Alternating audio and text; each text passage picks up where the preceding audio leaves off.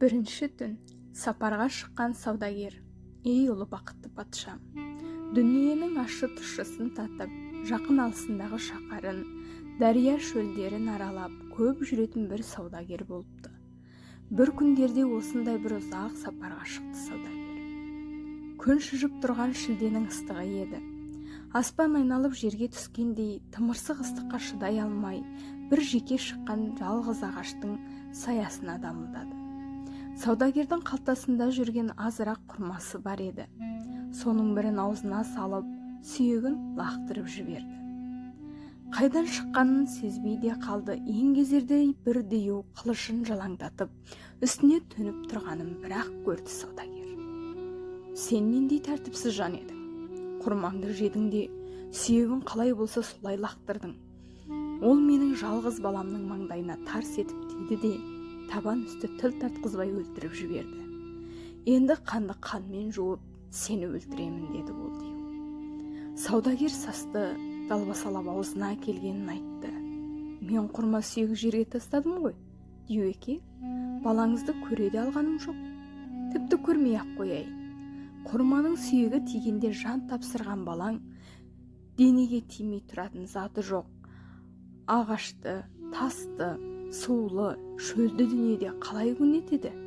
Ойланыңыз, қателескен боларсыз. Ол да басқа бір себеппен өлген болар, деп те көрді саудагер. Оны елең қылған дию жоқ. Ұсын мойныңды, айт иманыңды. Сен өлтіргеннен басқа түкке де түсінбеймін, деп жалақтаған, қылышымен шабуға ыңғайланды. Тыңдаңыз дию, деді тақалып қалған өлімге көзі жеткен саудагер. Сөйтіп сөзін соза берді. Мені тауықтың балапанындай толып жатқан балам, құмырсқадай малым бар еді. Біреуден алашақ, біреуге берешек болушы еді. Мен сауданы қойып, еліме барып, соларды бір жайлы қылайын.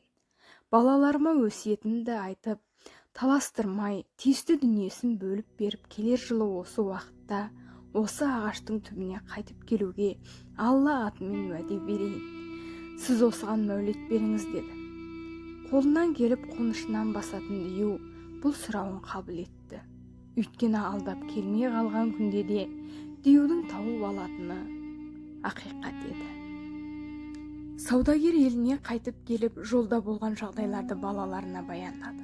Барлық жұмысын жайғастырып, жыл толғанда ақ кебінін киіп, қаққа мойынсынып, жалғыз ағаштың түбіне келген еді. Қанша риза болғанымен, өлімнен қиын не бар? Құлазыған шөлді басына көтеріп, егіл-тегіл жылаумен болды. Көптен кейін бір киікті шынжырлаған біреу келіп, ел-селі шығып отырған саудагерге сәлем берді де, сіз мұнда неге келдіңіз? Бұл дию жайлаған жалғыз ағаш еді ғой, деді әлгі кісі. Саудагер жағдайды түсіндіріп, жалғыз ағашты жайлаған диюға жанын тапсырғалы күтіп отырғанын айтты. Олай болса құтылмайтын құрық мойныңызға түскен екен. Енді сізді жайғастырып ақ жүрейінші, деп саудагердің жанына отырды жолаушы. Әлден уақытта екі аңшы итті қосақтап жетелеген тағы біреу келді. Жағдайын біліп, ол да кідірді. Ол отырар отырмастан ақ қашыр мінген біреу келіп, бұлардың неге отырғанын жайын сұрастырды. Саудагердің өлетінін естіп, ол да қашырынан түсті. Бұлардың басы құралған кезде бұрқыраған бір тозаң шығып, арасынан жалаң қылышын жарқыратып, дию да келіп жетті. Оны көріп саудагер жылады. Оған көңілдері босап, үш жолаушы да жылауда еді. Доптай басын домалатып, кесіп алғалы жатқанда, кек жетектеген орнынан тұрып, диюдың қолынан сүйіп, диюлардың әмірі, өліп қалған перзентіңіз үшін біреудің қанын төккеннен сізге не болмақ? Менің осы жетектеп жүрген киігіме байланысты өте қызық әңгіме бар. Мен соны айтып берейін. Егер көңіліңізге ұнаса, осы өлтіргелі отырған саудагердің үштен бір жанын кешіңіз, деді. Әңгімені қадір тұтқан дию, айтыңыз, егер көңіліме ұнағандай қызық болса, тілегіңді қабыл ет дейін. Жалаң қылыш қынына салынып, үш адаммен бір дию әңгіме тыңдауға отырды. Киік жетектеген кісінің әңгімесі. Ей диюлардың әмірі, деді ол. Бұл менің жетектеп жүргенім киік емес еді. Бұл өзімнен немере туысқан ағайымның қызы, менің қатыным. мұны мен 30 жыл отастым. Бірақ сол 30 жылдың ішінде бұл байғұстан ешбір бала тумаған. Мен де дүниеден баласыз өтем бе деген уайым көбейді. Амалсыз көп дүние беріп бір тоқал алып едім. Ұзамай жүкті болды да бір ұл туды. Сол ұлым 5 жасар болғанда маған ұзақ сапарға шығуға тура келді. Сауда саттық ретімен бір шаһарға кеттім. Менің бұл киігім жас күнінде әлдекімнен үйреніп асқан сиқыршы болған екен. Мен кеткен соң көп күтпей-ақ дуалап тоқалымды сиыр, баламды бұзау қылып, қырдағы мал бағатын сиыршының табынына қосыпты.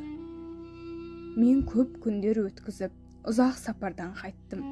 Келсем тоқалым да, балам да жоқ. Қайда кеткенін сұрағанымда, сен кеткен соң тоқалың өлді. Баласы көшенің бұзығы болып қашып кетті. Әркімнің нәрсесін ұрлап, бұзық бала атанды да, айтқанымды тыңдамады деп мені сендірді бұл.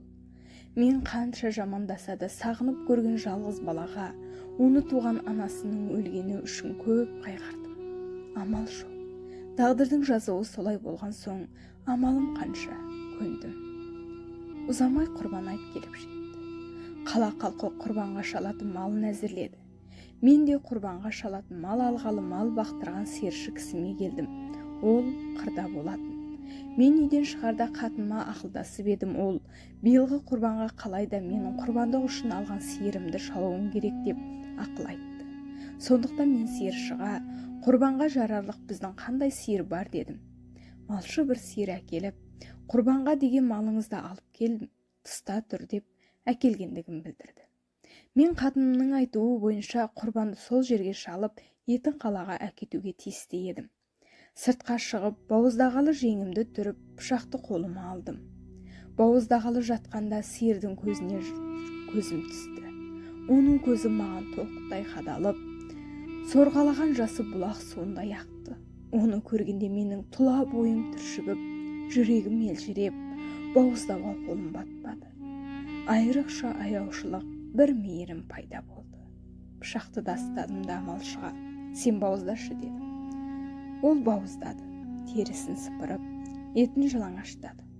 Оның тірі жүрген мал деген аты болмаса, ине шаншар еті жоқ, қу сүйек болып шықты. Оны бауыздатқаныма қайғырдым. Пайда не, бауыздалып кетті.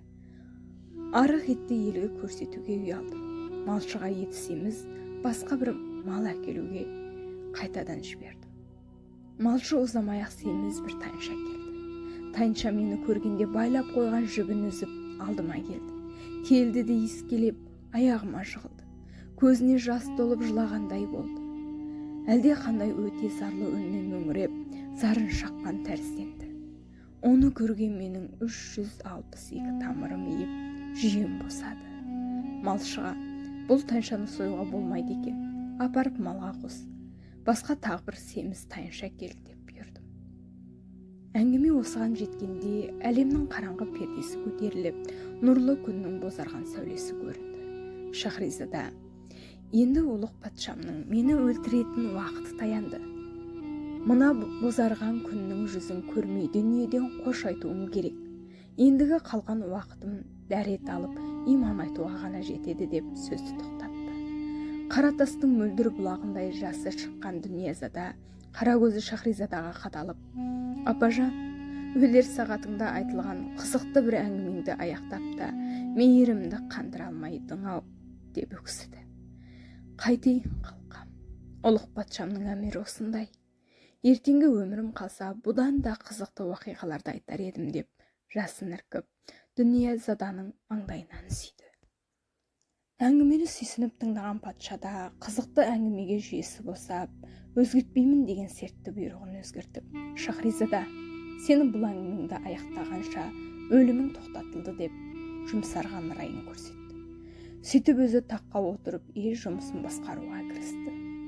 Қызының өлігі қай уақытта шығады деп түн бойы патша сарайының сыртында жылаған уәзір таң атырды. Күн шығып көтеріліп те қалды. Бірақ қыздың өлігі жоқ.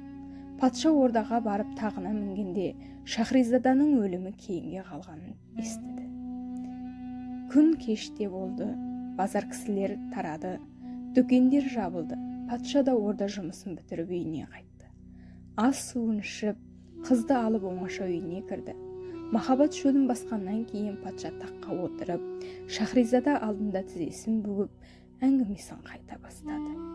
Дүниязада шақырылып, жанын алдырылды.